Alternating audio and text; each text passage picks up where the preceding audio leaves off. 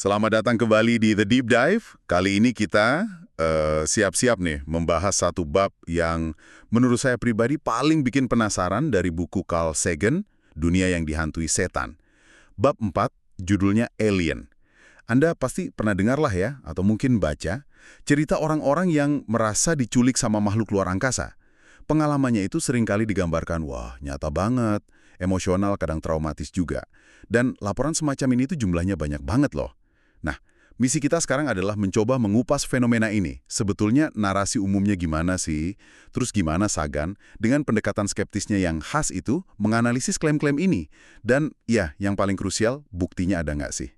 Yuk kita selami bareng-bareng. Tentu. Bab ini memang pas banget sama inti argumen Sagan di keseluruhan buku ini ya. Soal pentingnya berpikir kritis, skeptis, terutama kalau klaimnya itu luar biasa banget. Kayak, ya kunjungan dari planet lain ini. Sagan itu ngajak kita buat nggak cuma nanya apa yang orang percaya, tapi lebih ke kenapa sih mereka bisa percaya itu? Seberapa kuat dasarnya? Apalagi kalau menyangkut hal sebesar ini, kita perlu banget memisahkan harapan atau ketakutan kita dari bukti yang beneran ada. Oke, langsung aja deh. Jadi, kalau kita lihat nih, cerita-cerita penculikan alien ini, Sagan bilang ada semacam pola umum yang sering muncul. Gimana tuh polanya? Iya, ada polanya. Biasanya dimulai dari sensasi yang aneh banget. Si orang ini merasa kayak melayang gitu dari tempat tidurnya. Kadang malah merasa bisa nembus tembok atau jendela. Jelas sesuatu yang di luar nalar ya. Melayang nembus dinding. Wah, itu udah kayak mimpi banget ya kedengerannya. Terus abis itu apa? Nah, setelah itu mereka merasa dibawa masuk ke dalam semacam wahana atau pesawat gitu ya, yang bentuknya aneh, asing. Dan yang bawa ini biasanya digambarkan sebagai makhluk kecil, warnanya abu-abu, kepalanya gede, botak, terus matanya hitam besar gitu, gelap. Gambaran klasik grey alien lah. Iya. Itu gambaran yang sering banget kita lihat di film atau komik ya. Terus, di dalam pesawat itu ngapain? Katanya ada pemeriksaan medis segala. Betul, dan pemeriksaannya ini sering digambarkan sangat, gimana ya, invasif. Kadang malah terasa kayak penyiksaan buat korbannya. Yang menarik nih, fokusnya itu sering banget ke organ reproduksi. Organ reproduksi? Iya, ada laporan soal pengambilan sampel sperma atau sel telur. Kadang ada klaim ditanamin implan benda aneh ke tubuh. Bahkan ada juga cerita soal hubungan seksual yang dipaksakan. Tunggu. Ini detailnya lumayan disturbing ya. Pengambilan sampel reproduksi, hubungan paksa. Ini jelas bukan sekedar pengalaman disapa alien dari jauh ya. Ada lagi nggak elemen lain yang khas? Ada juga, kadang korban merasa diperlihatkan semacam bayi atau janin hibrida. Jadi campuran antara manusia sama alien gitu. Terus sering juga ada pesan atau peringatan dari aliennya. Pesan? Pesan apa biasanya? Macam-macam. Bisa soal kita manusia ini ngerusak lingkungan lah, atau bahaya perang nuklir, kadang nyinggung penyakit kayak AIDS, sering disertai gambaran masa depan yang suram gitu kalau manusia nggak berubah. Jadi ada semacam muatan moral atau pernyataan gitu ya. Oke, setelah semua pengalaman aneh bin menakutkan itu, akhirnya gimana? Biasanya sih, korban merasa dikembalikan lagi ke tempat tidurnya. Tapi anehnya nih, ingatan soal kejadian itu sering banget kabur, atau hilang sebagian, atau bahkan hilang total. Hilang total. Terus gimana bisa cerita? Nah, itu dia. Ingatannya itu baru muncul lagi belakangan. Bisa lewat mimpi, kilasan ingatan tiba-tiba, atau, dan ini yang sering disorot Sagan, lewat sesi hipnosis. Pas mereka udah sadar penuh, ya alien dan pesawatnya udah lenyap begitu saja. Nggak ada jejak. Pola yang detail dan berulang ya. Sagan kan juga nyebut soal survei Roper tuh. Katanya kalau hasil survei itu beneran, bisa jadi jutaan orang Amerika atau bahkan ratusan juta sedunia percaya mereka pernah diculik.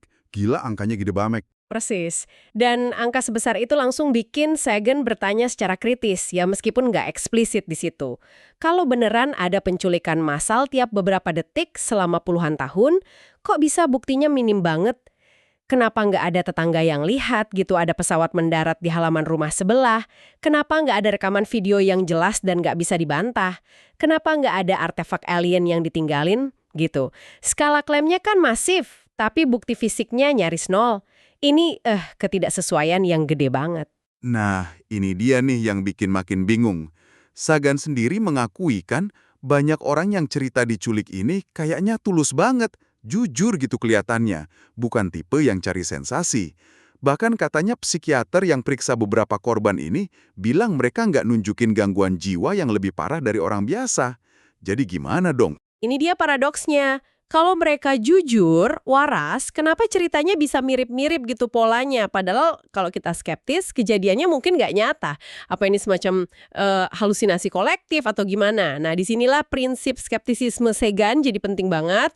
Dia ngutip filsuf John Locke yang intinya bilang gini, tanda kita cinta kebenaran itu ya kalau kita nggak percaya sesuatu melebihi jaminan bukti yang ada.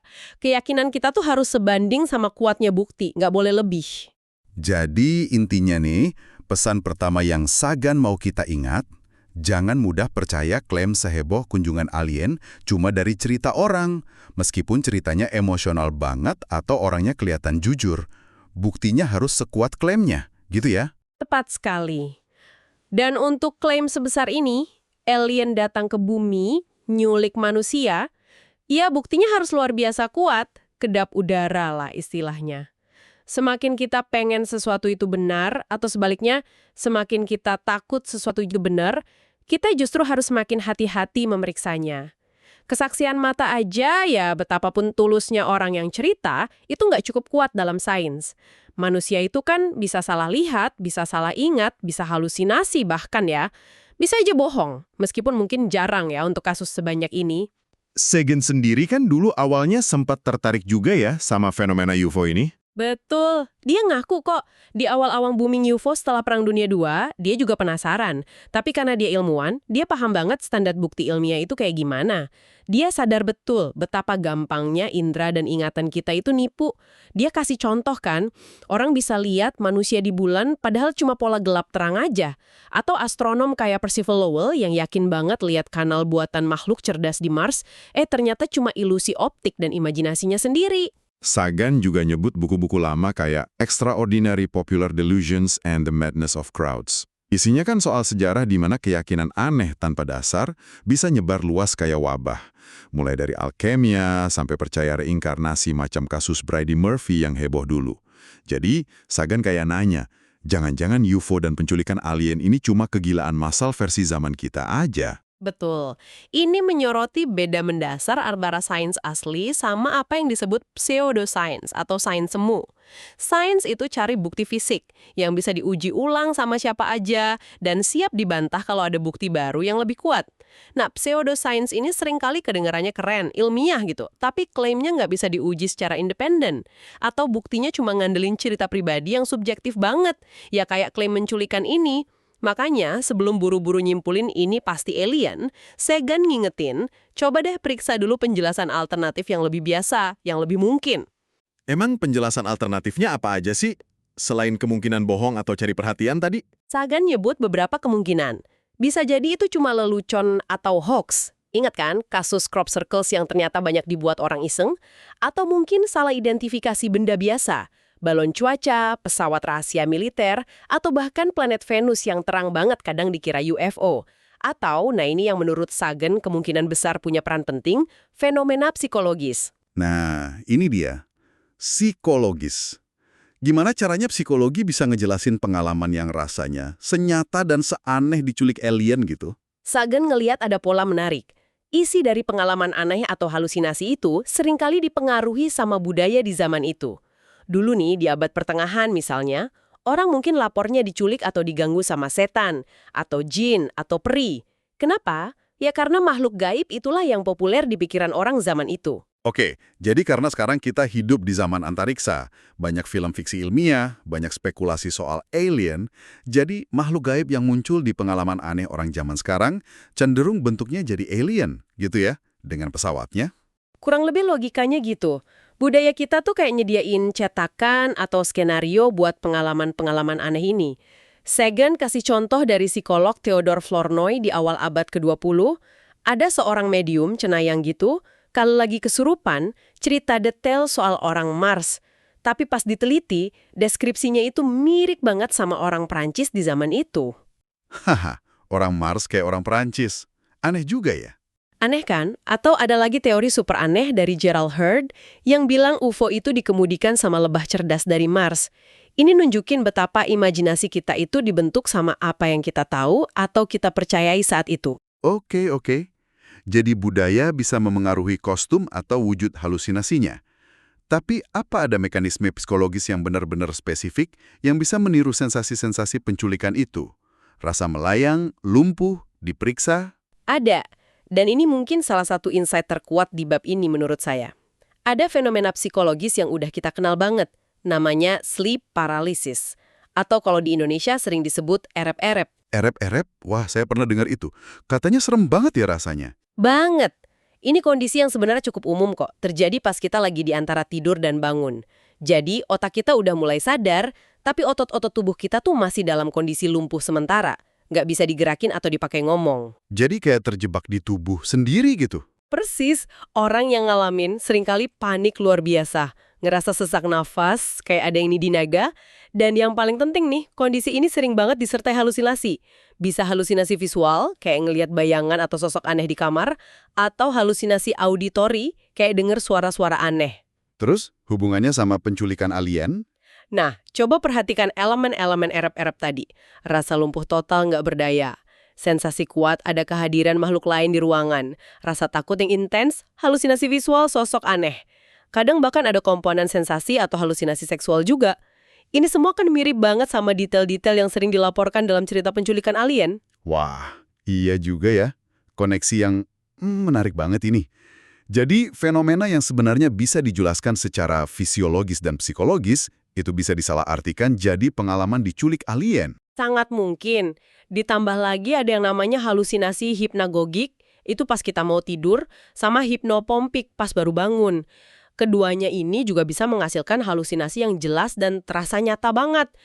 Sagan juga ngutip pengalaman penjelajah kutub kayak Admiral Byrd atau Shackleton. Mereka kan dalam kondisi stres berat, isolasi ekstrim, melaporin halusinasi yang jelas banget tentang adanya temen tak kasat mata yang nemenin perjalanan mereka. Ini nunjukin pikiran kita tuh bisa menciptakan kenyataan sendiri dalam kondisi tertentu. Ada juga analogi bagus dari psikiater Louis Jolyon West soal cermin jendela. Kalau malam hari di dalam rumah terang, di luar gelap, kita kan sering lihat pantulan isi kamar kita di jendela, seolah-olah ada di luar sana. Nah, pikiran kita bisa bekerja mirip gitu. Citra internal dari otak kita bisa salah kita anggap sebagai sesuatu yang datang dari luar.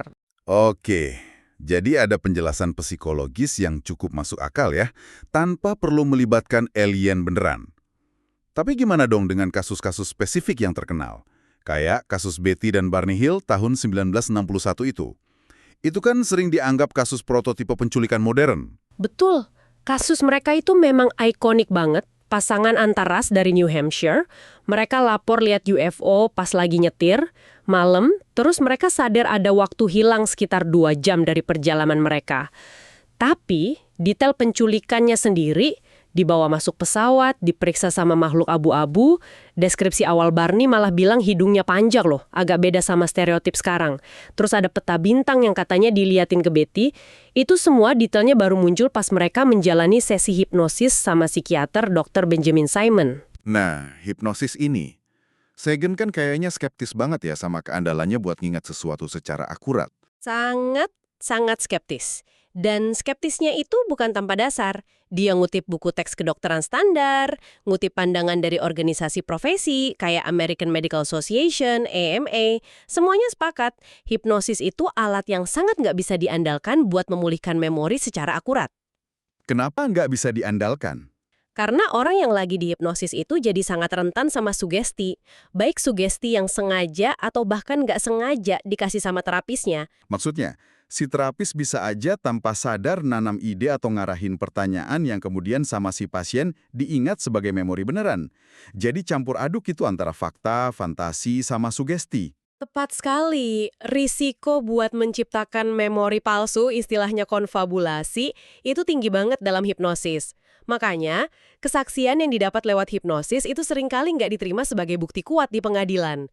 Nah, bagi Sagan, fakta bahwa banyak detail cerita penculikan alien ini baru muncul setelah atau selama sesi hipnosis, itu justru melemahkan klaimnya bukan menguatkan. Bisa jadi ceritanya itu diciptakan saat proses hipnosis, bukannya diingat kembali. Oke. Jadi kita punya pola cerita yang mirip-mirip. Orang yang cerita kelihatannya tulus banget, tapi di sisi lain ada penjelasan psikologis alternatif yang kuat, kayak sleep paralysis, terus metode hipnosis yang sering dipakai buat menggali ingatan itu ternyata juga sangat diragukan keakuratannya. Kalau gitu, apa dong kesimpulan akhir Sagan soal fenomena penculikan alien ini secara keseluruhan? Intinya sih, Sagan ngelihat ada jurang yang lebar banget antara klaim yang luar biasa, alien nyulik manusia, dengan bukti yang ya biasa-biasa aja atau malah nggak ada sama sekali. Dia ngerangkumnya dengan kalimat yang menurut saya tajam banget. Kasus UFO atau penculikan yang laporannya andal, misalnya saksinya banyak, ada rekaman yang jelas, bisa diverifikasi, biasanya penjelasannya nggak eksotis. Oh ternyata balon cuaca, pesawat eksperimen, dan lain-lain. Sebaliknya, kasus yang ceritanya eksotis banget, alien abu-abu, pesawat antar galaksi, pesan-pesan kosmik, laporannya biasanya nggak andal, cuma satu saksi, ingatannya kabur, munculnya lewat hipnosis, nggak ada bukti fisik. Yang andal tidak eksotis, yang eksotis tidak andal. Wah, itu ringkasan yang kena banget ya. Tentu ini bikin frustrasi ya buat orang-orang yang merasa beneran ngalamin itu dan mungkin ngerasa punya bekas luka aneh atau implan yang dokter biasa aja nggak bisa jelasin. Pasti frustrasi. Tapi ya sains punya standar pembuktian. Klaim luar biasa itu butuh bukti luar biasa juga. Cerita pribadi sekuat apapun emosinya, atau anomali fisik yang belum bisa dijelaskan, yang mungkin aja punya banyak sebab lain yang belum ketahuan, itu belum masuk kategori bukti luar biasa dalam sains. Sagan bahkan cerita pengalamannya sendiri pas dia coba ngetes orang yang ngaku bisa kontak sama alien. Kalau ditanya pertanyaan ilmiah yang spesifik, yang jawabannya bisa diverifikasi, misalnya, coba deh kasih bukti singkat teorema terakhir Fermat gitu, nggak ada jawaban. Tapi kalau ditanya soal moral atau filsafat gitu. Nah, kalau ditanya yang sifatnya umum, normatif, dan nggak bisa diuji secara objektif, kayak apakah kita harus berbuat baik pada sesama gitu, jawabannya selalu ada. Dan biasanya ya jawaban standar aja, nggak ada yang baru. Perbedaan ini signifikan banget buat Sagan. Seolah pengetahuan dari alien ini kok nggak lebih canggih dari apa yang udah diketahui manusia di bumi. Beda banget kan sama penemuan ilmiah asli kayak pulsar, bintang neutron yang berdenyut cepat? Dulu pas pertama kali sinyalnya ketangkep, hipotesis kalau itu sinyal dari alien, LGM, Little Green Man, emang sempat muncul, tapi itu jadi hipotesis terakhir setelah semua penjelasan alami yang mungkin dicoba dan gagal. Bukan malah jadi kesimpulan pertama. Jadi klaim penculikan ini seringkali lompat langsung ke kesimpulan paling heboh, alien, tanpa benar-benar ngetes tuntas dulu penjelasan lain yang lebih biasa tapi mungkin lebih masuk akal. Psikologi, salah lihat, dan lain-lain. Persis, sains itu kan proses eliminasi hipotesis dari yang paling mungkin ke yang paling nggak mungkin. Klaim penculikan ini seringkali kayak membalik logika itu. Oke, jadi setelah kita kupas bab 4 ini, gambarannya jadi lebih kompleks ya. Di satu sisi kita punya ribuan cerita penculikan alien yang kedengarannya nyata banget, emosional, sering dari orang yang kelihatan jujur. Tapi di sisi lain, ada argumen kuat dari Sagan. Bukti fisiknya mana yang solid? Penjelasan alternatif dari psikologi kayak erep-erep tadi, kok polanya cocok banget? Sifat ingatan manusia yang gampang keliru dan disugesti, apalagi kalau pakai hipnosis, gimana? Ini semua bikin klaim kunjungan alien jadi, ya goyah banget. Dia cuma nuntut standar bukti yang sama tingginya untuk klaim alien udah datang ke sini. Sebagaimana dia nuntut bukti untuk klaim ilmiah lainnya. Pemikiran kritis itu kuncinya. Nah, ini membawa kita ke pemikiran penutup yang menurut saya cukup provokatif nih buat Anda renungkan. Kalau memang sebagian besar, atau bahkan mungkin semua, cerita penculikan ini bukan tentang alien beneran, terus fenomena ini sebetulnya ngungkapin apa sih tentang kita manusia? Maksudnya, apa yang bisa kita pelajari tentang diri kita sendiri dari fenomena ini? Tepat. Apa yang bisa kita pelajari tentang cara kerja pikiran kita pas lagi stres, takut, atau dalam kondisi kesadaran yang berubah? Tentang ketakutan kita yang paling dalam. Atau sebaliknya, tentang harapan kita akan sosok penyelamat, sosok yang lebih bijak dari luar sana yang bisa kasih makna. Tentang betapa mudahnya kita meyakini sesuatu yang kedengarannya hebat, meskipun buktinya lemah. Dan mungkin, ini yang menarik, bagaimana mitos, legenda, bahkan mungkin agama, terbentuk dan menyebar sepanjang sejarah. Apakah cerita penculikan alien ini, dengan baju modernnya, sebenarnya adalah cara kita memenuhi kebutuhan psikologis dasar akan makna atau signifikansi di alam semesta yang rasanya luas banget, dingin, dan cuek ini? Sagan pernah nyebut manusia sebagai pecandu signifikansi. Ini pertanyaan besar yang menarik buat Anda pikirkan lebih lanjut, dan sekaligus jadi pengingat betapa berharganya kemampuan berpikir kritis di dunia yang penuh sama cerita menarik, tapi belum tentu benar.